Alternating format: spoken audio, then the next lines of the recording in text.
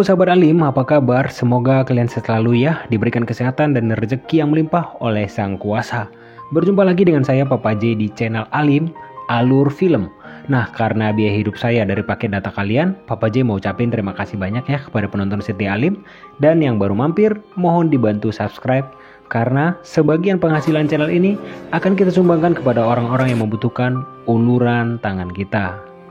Film ini berasal dari negeri tirai bambu. Menurut saya kisah yang menginspirasi banget Dimana cerita film ini mengisahkan tentang perjuangan seorang anak yang bernama Faima sedari kecil dianggap bodoh oleh guru dan juga orang sekitarnya. Walaupun demikian, dia juga punya cita-cita besar yaitu menjadi seorang astronot handal. Akan tetapi perjalanannya dalam menggapai cita-cita tersebut tidaklah mulus, dimana dia terpaksa harus berpisah dengan ayahnya yang bernama Insinyur Hoanma yang menjadi sosok inspirasi bagi dirinya. Sang ayah terpaksa dipenjara karena dianggap lalai dalam pekerjaannya sebagai insinyur pembangunan jembatan Dongfei. Lalu, bagaimana Faima harus menjalani hari-hari tanpa sosok ayah yang menjadi satu-satu penyemangat hidupnya? Apakah cita-cita menjadi seorang astronot akan tercapai? Atau bahkan hilang karena tekanan dan bulian dari para guru dan orang di sekitarnya? Yuk, kita masuk ke cerita filmnya.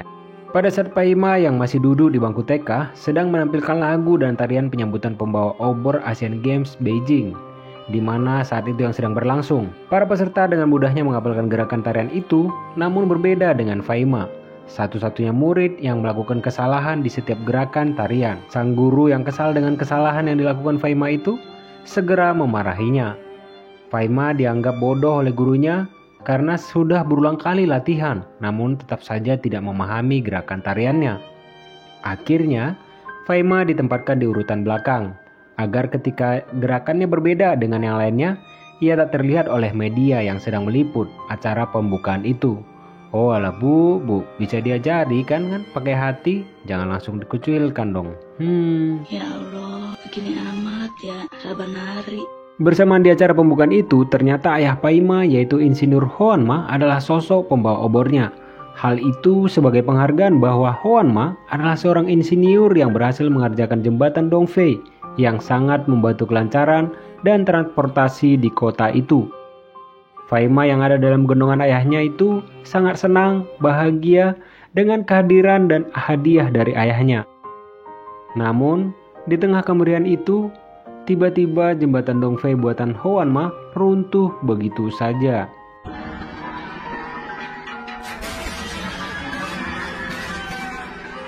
Runtuhnya jembatan Dongfei menjadi kesedihan yang mendalam bagi Hoanma. Ia divonis bersalah karena dianggap lalai oleh pengadilan dalam perancangan jembatan itu dan mendapat hukuman penjara selama 7 tahun. Karena kejadian ini, Hoanma harus berpisah dengan Faima, anak kesayangannya, dan menjalani hari-harinya di dalam penjara. Akhirnya, Faima kini melewati hari-harinya hanya tinggal berdua dengan sang ibu. Sang ibu selalu menghibur Faima agar anaknya itu tidak larut dalam kesedihan. Singkat cerita, beberapa hari kemudian, istri Insinyur Hoanma yang bernama Chen Liu dan ditemani oleh Faima datang membesuk suaminya sekaligus ayah Faima. Namun, Hoanma sangat terkejut setelah istrinya itu memberikan surat cerai kepadanya. Istilahnya sudah jatuh tertimpa tangga pula. Sangat berat bagi Hoanma untuk menerima semua ini. Sang istri beralasan tidak ingin anaknya dikucilkan masyarakat akibat perbuatan suaminya itu. Ini beneran karena Faima tidak mau dikucilkan masyarakat atau hanya alibinya saja? Jangan-jangan istrinya ini mau cari yang baru. Saat semuanya itu sudah disampaikan kepada Hoanma, istrinya langsung mengajak Faima untuk pulang. Namun saat itu juga Faima tidak mau pulang dan ingin bersama dengan ayahnya di dalam penjara. Akan tetapi dengan sangat tegar, Hoanma memberikan pengertian kepada anak kesayangannya itu serta memberikan nasihat agar mengabaikan apa kata orang di luar sana tentang ayahnya. Lalu dengan perasaan yang sedih dan penuh luka batin, Hoanma memeluk anaknya sembari memberikan kekuatan batin anaknya. Scene berganti di mana Hoanma menjalani kehidupannya di dalam penjara dengan penuh semangat, walaupun ia sering mendapatkan perlakuan buruk dari para tahanan lainnya. Namun, Hoanma tidak pernah memberikan reaksi apapun. Bahkan Hoanma selalu menuliskan nasihat yang akan ia berikan kepada anaknya Faima untuk selalu berpikir, berusaha, dan melakukan yang terbaik dalam kondisi apapun, dan harus kuat menjalaninya serta menuliskan semua pengalamannya selama ia di dalam penjara. Scene beralih di mana kehidupan Faima semakin sulit sejak ditinggal ayahnya. Ia semakin dibully dan diolok-olok oleh teman-temannya. Bahkan sampai tega merusak barang berharga milik Faima, yaitu globe pemberian ayahnya itu.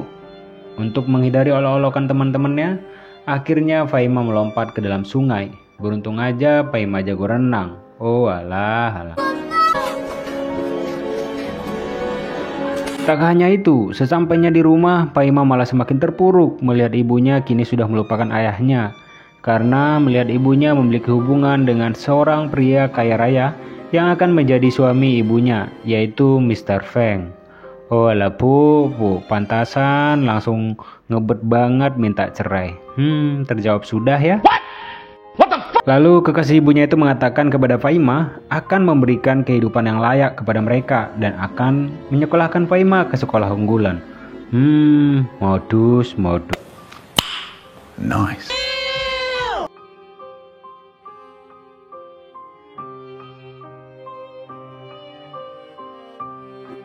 7 tahun sudah berlalu, Insinyur Huanma akhirnya bebas dari penjara dan langsung pergi menuju rumahnya.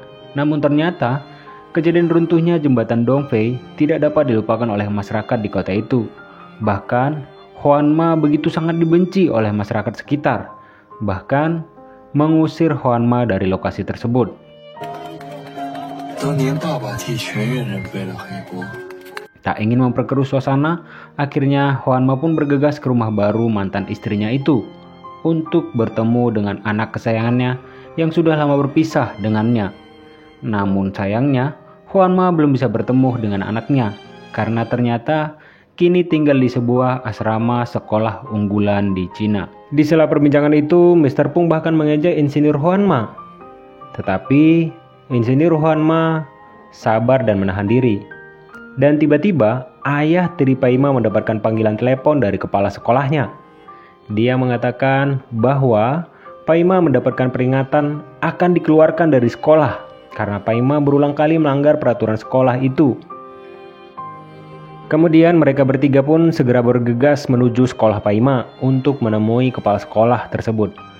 Sesampainya di sekolah Faima, ternyata kepala sekolah tersebut sedang memimpin apel pagi hari. Lalu kepala sekolah itu memanggil Faima untuk maju ke depan. Kepala sekolah itu memarahi Faima di depan semua siswa karena dianggap siswa bodoh, malas belajar, dan juga sering bolos sekolah. Mendengar itu, Insinyur Huanma dan mantan istrinya pun langsung segera menuju kantor kepala sekolah itu setelah apel pagi harinya.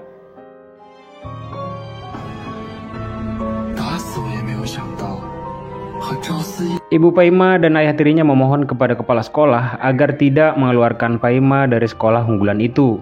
Namun, kepala sekolah tersebut bersikukuh pada putusannya untuk mengeluarkan Faima karena siswa yang nilainya buruk dapat merusak nama baik sekolah di mata masyarakat.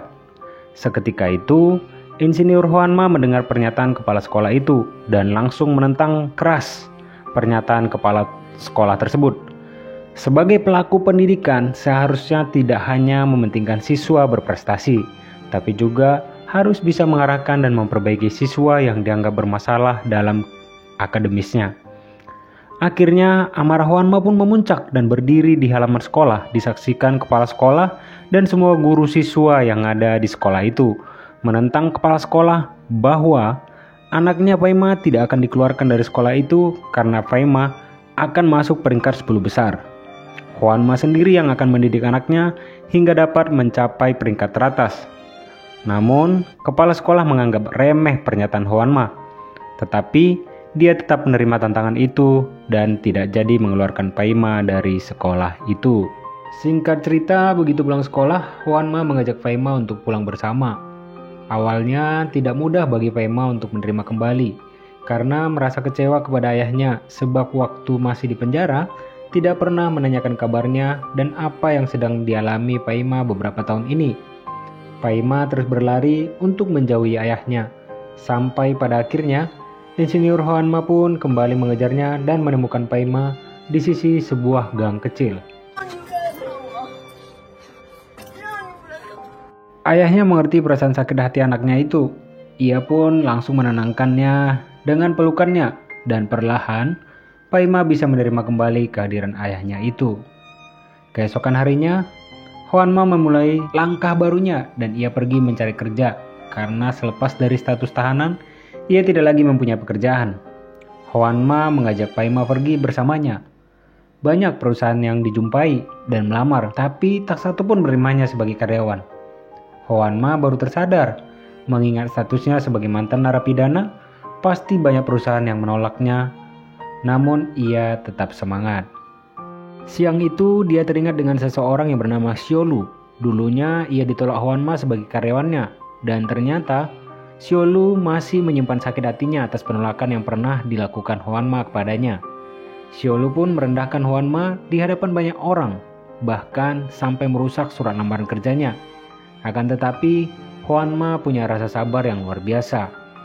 Akan tetapi, tak disangka, Paima yang melihat ayahnya direndahkan, langsung mendorong Xiolu dengan sekuat tenaga.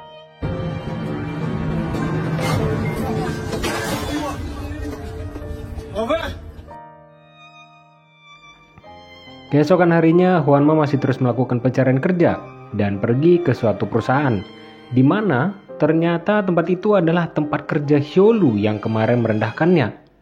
Juanma melihat kalau Xiolu sedang marah dengan tim kerjanya karena sedang mengalami kesulitan dalam proyek konstruksinya. Melihat peluang itu, Juanma segera menawarkan bantuan kepada Xiolu. Ia mengatakan bahwa masalah konstruksi itu dapat ia tangani dalam tempo 2 menit. Sebagai imbalannya, ia menginginkan sejumlah uang. Mendengar tawaran itu, Xiolu menganggap omongan Juanma hanyalah omong kosong. Namun, walaupun begitu, dia tetap memberikan kesempatan kepada Juanma untuk melakukan apa yang ia tawarkan.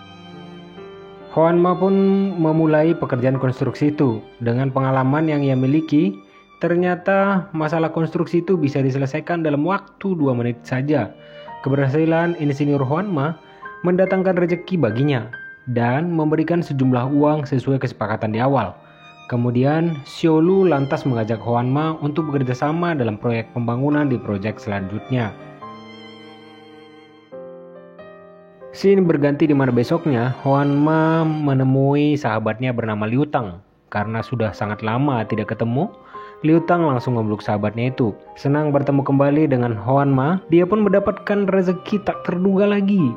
Liu Tang memberikan tempat tinggal untuk Juanma dan anaknya. Tak hanya itu, Liu Tang juga memberikan pekerjaan untuk Juanma. Yah, ini rezeki luar biasa ya. Kalau memang orang jujur selalu aja dapat rezeki ya teman-teman. Yang penting intinya sabar.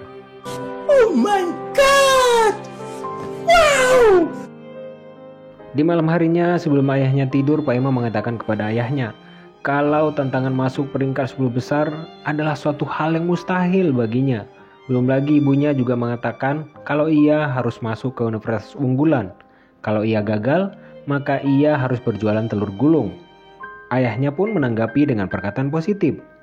Juanma mengatakan bahwa tantangan itu sudah ia berikan karena tujuannya ingin Paima lebih percaya diri dan fokus terhadap tujuannya. Universitas unggulan bukanlah satu-satunya tujuan, karena yang terpenting baginya, lakukan apa yang menurutmu terbaik dan apa yang kamu kesukai untuk kehidupanmu kelak. Support dan motivasi ayahnya semakin membuat Paima semakin semangat, dan Paima tidak ingin mengecewakan ayahnya itu. Pada akhirnya, Paima berhasil menjadi peringkat 3 di sekolahnya. Ini semua tentu berkat ayahnya yang selalu gigih menjadi guru dan selalu mengajarkan berbagai metode pembelajaran agar menguasainya.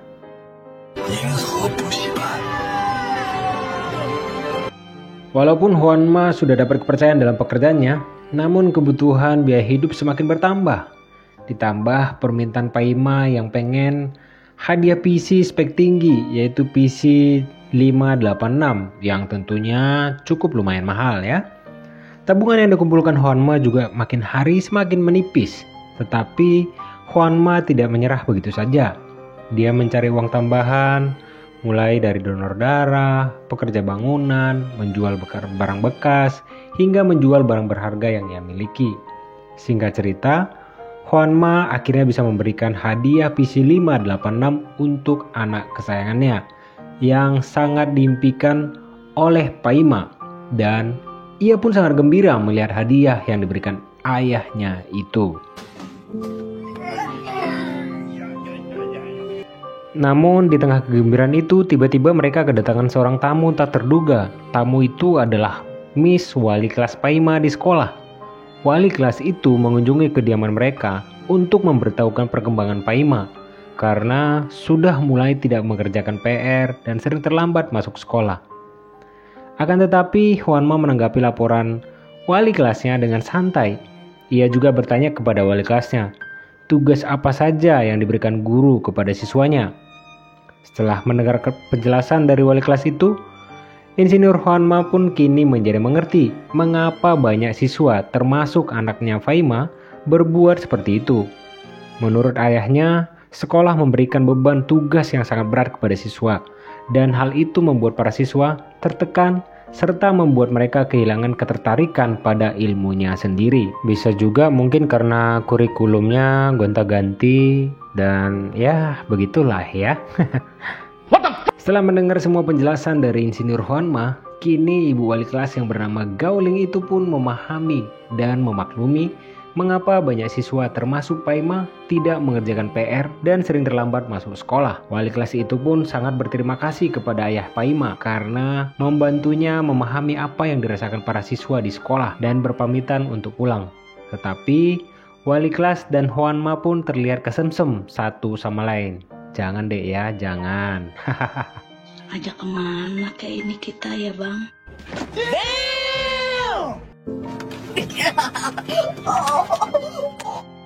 Scene berganti di mana besok paginya Juanma mengantarkan anaknya ke sekolah dengan sepedanya. Namun di tengah perjalanan, Juanma mengajak Paima berhenti sebentar dan mampir di sebuah tanah lapang yang hijau. Tujuannya untuk memahami sebuah tulisan dan puisi dengan perasaannya. Hal ini Juanma lakukan karena ia tahu Paima kesulitan dalam mengerjakan ujian nantinya. Namun, tiba-tiba bocil berandalan itu mengganggu dan menyeret Paima. Mengetahui hal itu, Juanma segera berlari menuju Paima. Ia mengatakan kepada anaknya untuk segera berlari menuju ke sekolah, sementara ayahnya itu yang akan menghadapi para berandalan itu. Paima pun mengikuti perkataan ayahnya dan segera berlari menuju ke sekolah.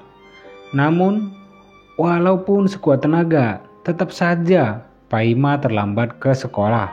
Dan kepala sekolah yang telah menunggu kedatangan Paima pun tak segan-segan menghukum Paima.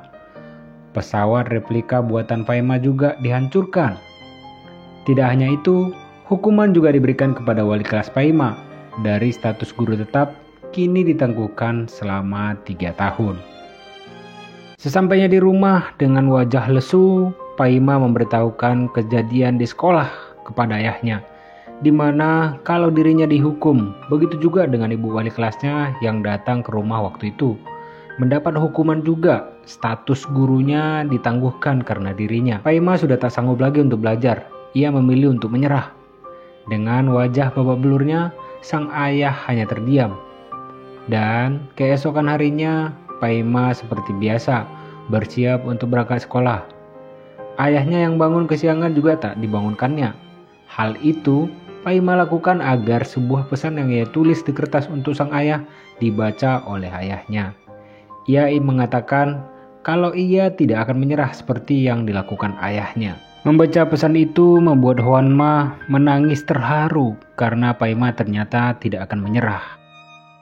Scene berganti di mana Juanma mendatangi detektif Dong yang dulunya menangani kasusnya di kantor polisi. Juanma mengatakan kalau kasus jembatan Dongfei yang runtuh bukanlah perbuatannya. Ia sudah melakukan perencanaan konstruksi yang benar.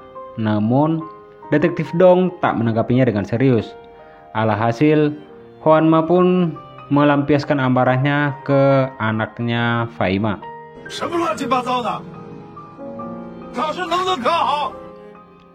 Masalah yang satu belum selesai. Kepala sekolah Paima mengatakan semua siswa harus tinggal di asrama sekolah itu. sampai hari ujian terakhir tiba. Hal itu membuat Paima sedih, padahal Paima ingin pergi ke pameran pesawat yang akan diadakan esok harinya.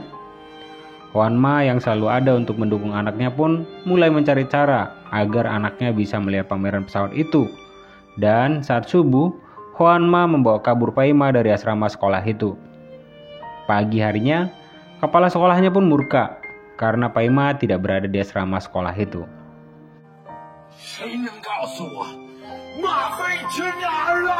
Perjalanan jauh sudah mereka lalui, namun sayangnya tiket untuk pameran pesawat itu sudah habis terjual. Hwanma yang tidak pernah menyerah dan selalu ada jalan keluar, dia akhirnya punya cara, yaitu mengajak Paima untuk menaiki bukit yang tinggi agar mereka tetap bisa melihat pertunjukan pesawat itu. Dan perjuangan mereka pun tak sia-sia. Mereka bisa melihat dengan jelas pertunjukan pesawat itu. Paima pun sangat senang sekali melihat pertunjukan itu.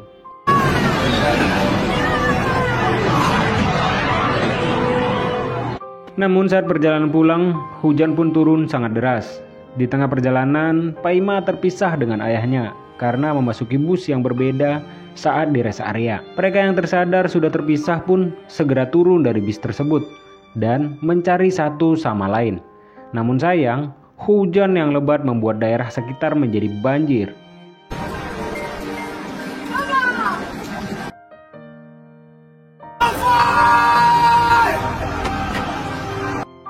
Paima yang terjebak di area banjir pun hampir tenggelam. Hwanma yang begitu panik karena belum menemukan keberadaan Paima pun segera meminjam toa milik petugas rescue dan mengatakan kepada Paima untuk tidak panik dan selalu menggunakan akalnya dan harus yakin pasti ada jalan keluar.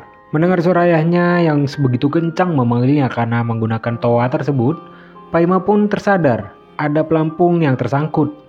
Dan dia menjadikan itu menjadi rakit pelampung dan akhirnya Paima pun selamat dari kejadian itu.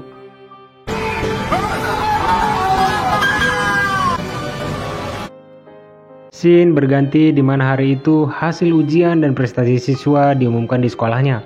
Paima berhasil dengan hasil yang luar biasa dan ia juga berhasil membuktikan kepada ayahnya bahwa dia tidak pernah menyerah. Serta ibunya juga yang hadir saat itu sangat terharu dengan hasil tersebut.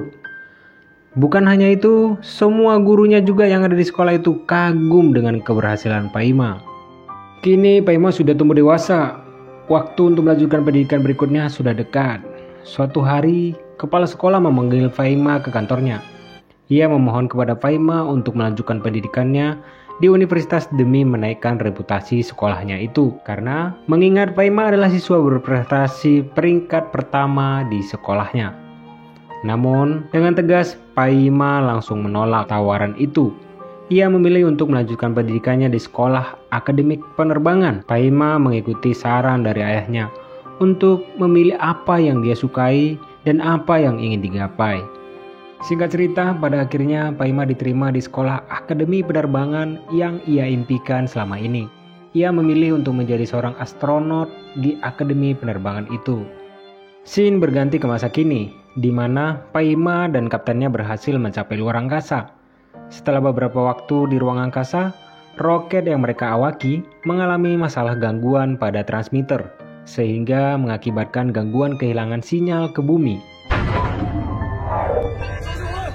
Perbaikan roket ini pun sangat berisiko.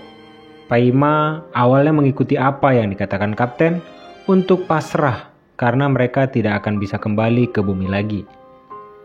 Namun, ketika ia tak sengaja membaca tulisan kertas yang ia simpan di globenya, ia memutuskan untuk mengambil resiko.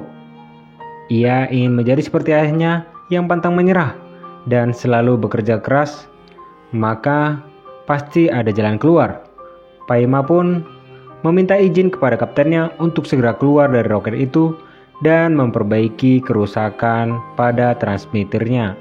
Pada saat perbaikan itu, berulang kali Paima terombang-ambing di angkasa, bahkan hampir tak sadarkan diri karena oksigen di baju perlengkapan astronotnya sudah mulai menipis.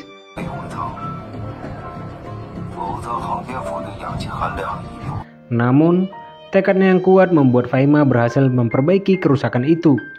Dan kini, roketnya bisa terkoneksi kembali dengan tim yang ada di bumi.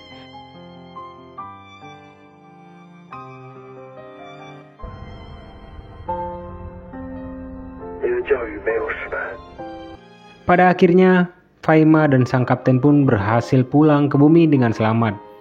Faima sudah membuktikan bahwa didikan ayahnya tak pernah salah, dan kini Faima menjadi kebanggaan semua orang, terutama di hati ayahnya, menjadi astronot termuda di Cina saat itu.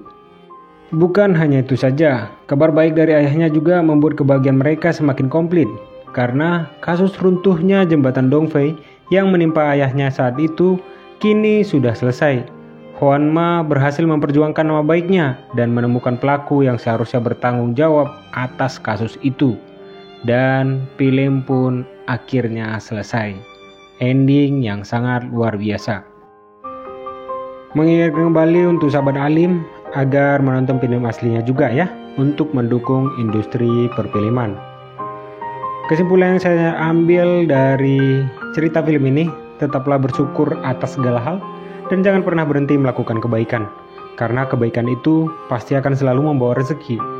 Jalan yang mudah bagi orang yang mempertahankan integritas dirinya serta tetaplah fokus pada tujuan kebaikanmu. Saya Papa J undur diri. Mohon maaf apabila ada kata yang salah. Sampai ketemu di alur cerita film berikutnya. Bye bye.